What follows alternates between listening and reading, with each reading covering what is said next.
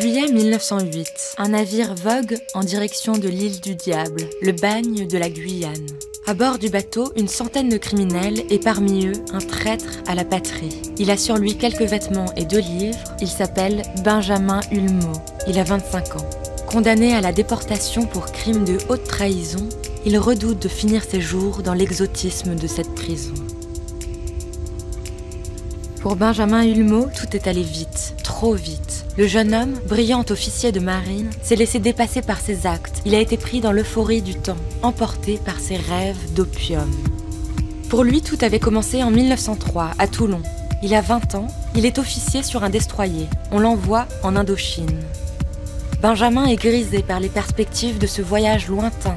Arrivé à Saïgon, il est immédiatement ébloui par la nature, les paysages, cette terre entièrement nouvelle et ses habitants qui le fascinent. Mais bientôt l'ennui le gagne, comme beaucoup de ses camarades. Dans la ville indochinoise, rien ne se passe. Les officiers sont désœuvrés. Lentement, une étrange mélancolie s'empare d'eux, un vague à l'âme corrosif. Dans la moiteur du climat, ils errent oisifs.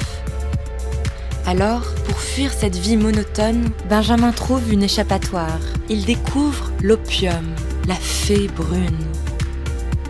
Lorsqu'il pénètre pour la première fois dans une fumerie de Saïgon, il est brusquement saisi par une odeur à la fois étrange et troublante, envoûtante et délicieuse.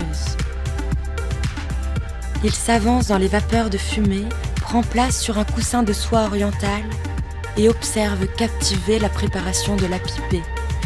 La cuisson, le malaxage, l'aiguille qui puise les gouttes perlées, les gouttes qui se gonflent et se colorent de teintes rouges et dorées lorsqu'on les approche de la flamme. Benjamin tire sur la pipe et la fumée veloutée emplit ses poumons.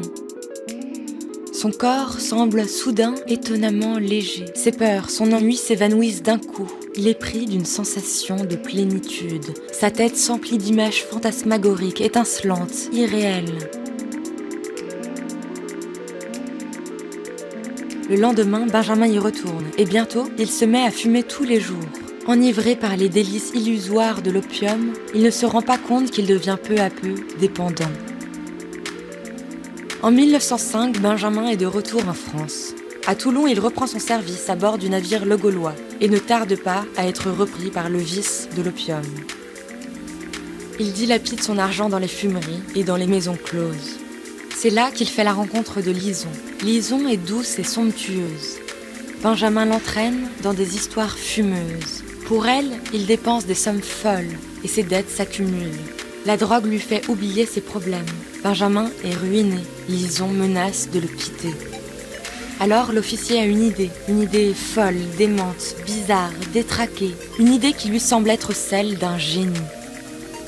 Pour Lison, il va dérober des documents secrets sur son navire et rançonner le ministère de la Marine. Ses yeux brillants et vacillants s'allument. Il hallucine. L'officier s'imagine déjà riche comme Crésus. Une nuit, il se faufile sur son bateau, ouvre un coffre secret, s'empare de documents classés confidentiels. Quelques jours plus tard, il rédige une lettre de chantage au ministre de la Marine. La Sûreté générale est immédiatement alertée. Le 22 octobre 1907, il donne rendez-vous au ministre à Marseille. Il s'est tendu son propre piège. À 3h de l'après-midi, il est arrêté, ligoté, enfermé. Le 20 février 1908, le jour de son procès, il se défend comme il le peut. « Je suis tombé bien bas, mais je vous jure que je n'ai rien livré. » Benjamin est condamné à la déportation à perpétuité. Le visage pâle, la démarche mécanique mais la tête droite, il s'avance pour être dégradé. On lui arrache sa médaille et ses galons, on lui défait son ceinturon, on jette à terre ses décorations. Quelques jours plus tard, Hulmeau embarque avec 740 autres condamnés sur un bateau en direction de la Guyane. Emprisonné sur l'île du Diable, plus jamais il ne goûtera aux joies grisantes de l'opium. Il s'adonne alors à la méditation et écrit « Ces derniers mois ont été quasi hors du monde. J'ai passé là les jours les plus intéressants de ma vie. »